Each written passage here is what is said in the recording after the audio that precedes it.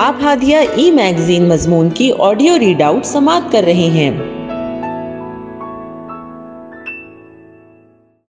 السلام علیکم ورحمۃ اللہ وبرکاتہ۔ میں ادویہ مسکان ہادیہ کے شمارہ نومبر 2023 کے مضمون کی آڈیو پروگرام میں آپ کا استقبال کرتی ہوں۔ آئیے ہم اس کا آغاز ہادیہ کے زمرہ اولاد کا مستقبل آپ کے ہاتھ سے کرتے ہیں، جس کا عنوان ہے بچوں میں ویڈیو گیم کھیلنے کا بڑھتا ہوا رجحان، اور اس کی رائٹر ڈاکٹر خان مبشرہ فردوس ہیں۔ ٹیکنالوجی کے اس دور میں آپ کو بڑے تو کیا بچوں کے ہاتھ میں بھی موبائل نظر آتا ہے۔ پہلے گھروں میں داخل ہوں تو بچوں کو تہذیب کے ساتھ مہمان کا استقبال کرنے اور انہیں پانی پیش کرنے کی تربیت دی جاتی تھی۔ بچوں سے پوچھے گئے سوالات اور ان سے گفتگو کرنا مہمان فرض سمجھتے تھے، اور اسی سے گھر کے سکون اور حشاش بشاش فیملی کا اندازہ لگایا جاتا تھا۔ اسی لیے بچوں کا مہمان کے سامنے آنے، ان کا استقبال کرنے اور انہیں سلام کرنے کا سلیقہ سکھایا جاتا تھا۔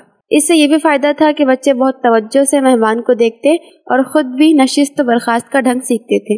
یہ باتیں اب قصے پاری نہ ہوئی، بچوں کے ہاتھ میں موبائل ہوتا ہے، والدین لاکھ آوازیں دے، بچے طعن و کراہن آتے ہیں اور مہمانوں کو دیکھے بغیر سلام ٹھوک کر نکل جاتے ہیں۔ محسوس ہوتا ہے کہ بڑی عجلت میں ہے۔ یہ کہانی ایک دو گھر کی نہیں، گھر گھر کی ہے۔ کیا امیر، کیا غریب، کیا متوسط، بچوں کا موبائل کے تئیں آبسیپشن ہر روز بڑھتا ہی جا رہا ہے۔ ماہرین کے نزدیک بچے 7 سال کی عمر تک اپنے ارتقائی اور انتہائی نازک دور سے گزرتے ہیں۔ اس دوران ان کی حسی اعضاء پرورش پاتے ہیں، وہ باریک بینوں سے چیزوں کو دیکھتے ہیں، ان کا مشاہدہ کرتے ہیں، ان پر سوچتے ہیں۔ ہر بچے کے دیکھنے، سمجھنے، معلومات کو جوڑنے، تخلیقی اعتبار سے غور و فکر کرنے کا زاویہ مختلف ہوتا ہے۔ اس کا انحصار بچے میں ودیت کردہ صلاحیت پر منحصر ہوتا ہے۔ جیسے اگر بچہ آڈیو ویژول ہو تو وہ سننے کے ساتھ ساتھ آنکھوں سے دیکھ کر باتوں کو یادداشت کا حصہ بنتا ہے۔ اس کی عمر، تجربہ، ماحول اور اس میں ودیت کردہ صلاحیت کے اعتبار سے طے ہوتا ہے کہ وہ کتنی تیزی سے اس کو سمجھے گا۔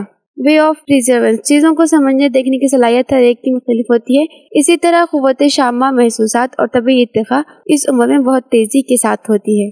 اس عمر میں مطلب 1 سے 7 سال کی عمر میں بچوں کو انسانوں کے درمیان رکھنا، انسانی رویے کی سمجھ بوجھ پیدا کرنا، انہیں شامل ہونا، انگیج ہونا سکھانا سب سے اہم ہے۔ اگر وہ اس عمر میں انسان کے بجائے مشینوں سے یا تکنیکی آلات سے الجھے رہیں تو اس طرح کے انٹرپرسنل اسکلز وہ سیکھ نہیں پاتے۔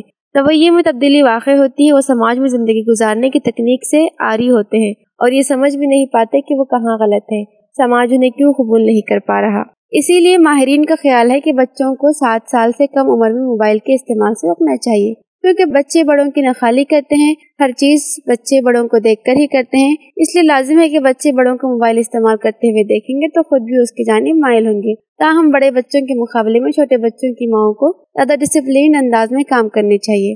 ویڈیو گیمز کھیلنے کے عادی بچوں سے کیا یہ عادت چھڑوائی جا سکتی ہے؟ اس کی 3 صورتیں ہیں۔ نمبر 1، کیا بچے اتنے عادی ہیں کہ وہ اچھائی برائی کی تمیز کھو چکے ہیں؟ اسکول میں ان کا دل نہیں لگتا، اسکول سے آتے ہی وہ سب سے پہلے ویڈیو گیم پر توجہ دیتے ہیں، انہیں کھانے پینے، اپنے اطراف کی فکر نہیں ہوتی، گھر میں خوشی غمی، مہمان کا موقع دیکھے بغیر روم بند کر کے ویڈیو گیم کھیلنے کو ترجیح دیتے ہیں، دوست احباب سے زیادہ تنہائی کو پسند کرتے ہیں۔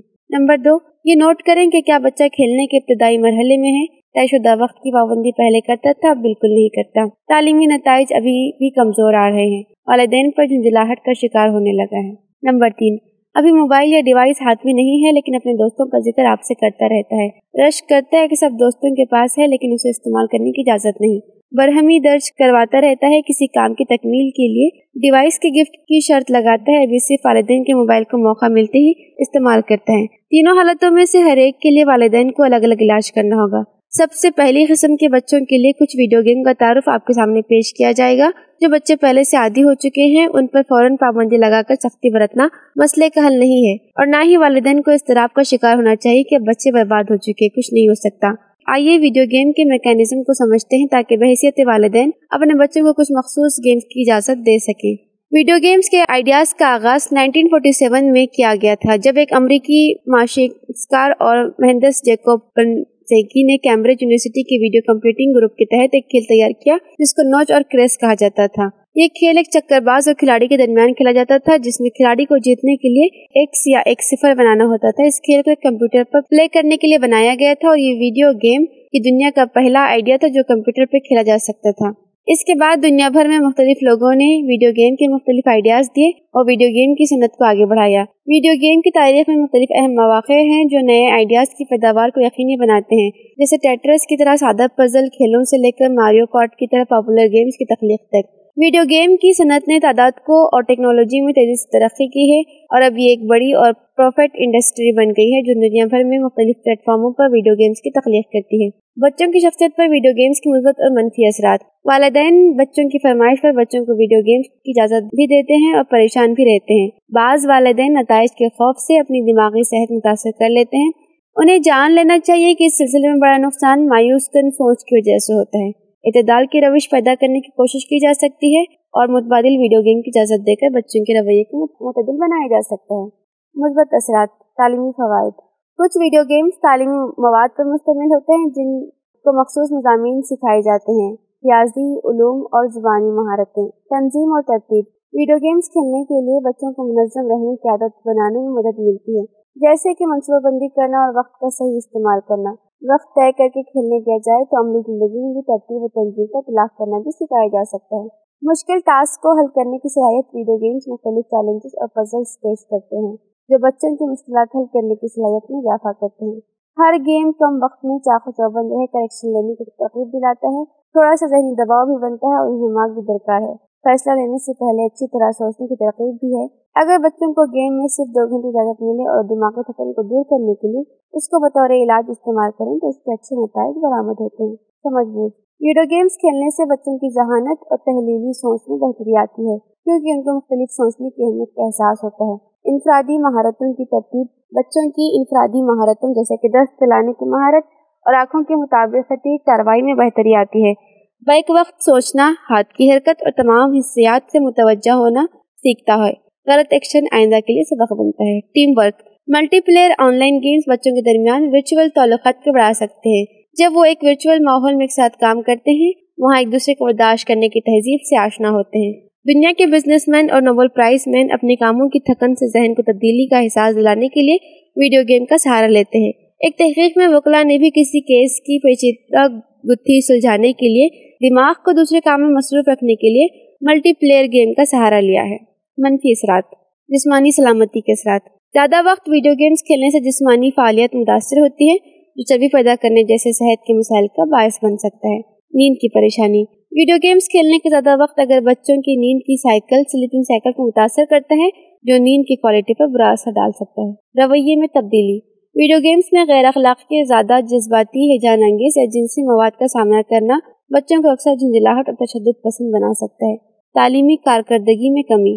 زیادہ ویڈیو گیم کھیلنے کی وجہ سے بچوں کی تعلیمی کارکردگی پر اثر ہو سکتا ہے اور وہ مشق کرنے اور دوسری تعلیمی سرگرمیوں میں ارتقاء سے محروم رہ جاتے ہیں۔ سماجی تعلقات کا متاثر ہونا۔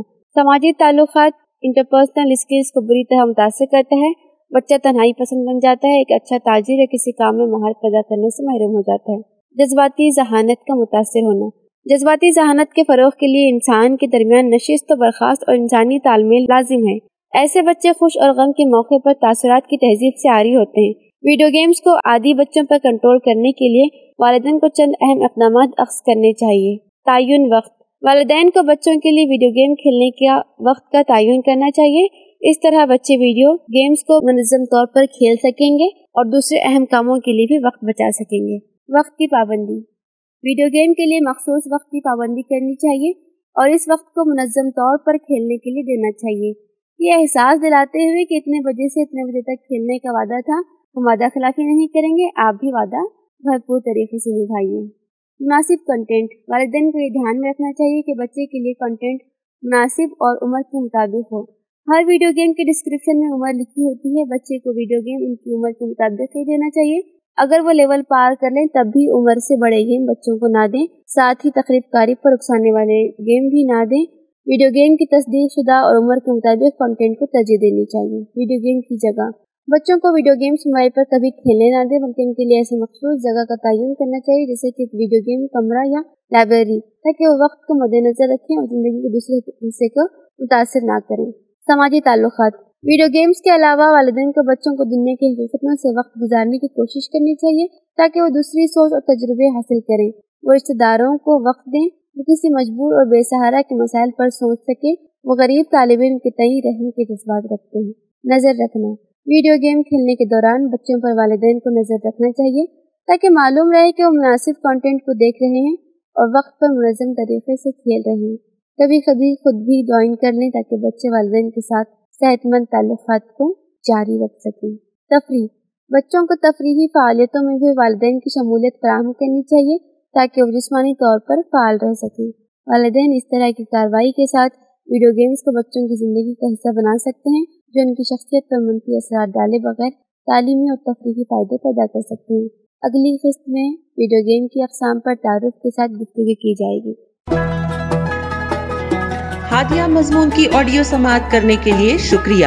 امید ہے کہ آپ کو پسند آیا ہوگا۔ ہمیں آپ کے مشورے کا انتظار رہے گا۔ اپنا مشورہ، تبصرہ اور مضامین editor@hadia.in پر ارسال کریں اور ہادیہ ای میگزین کے مضامین کو پڑھنے کے لیے ویب سائٹ www.hadia.in سبسکرائب کریں۔ انشاءاللہ ہم اگلے ہادیہ ای میگزین کے شمارے سے دلچسپ مضامین کی آڈیو لے کر حاضر ہوں گے۔ تب تک کے لیے اجازت۔ اللہ حافظ۔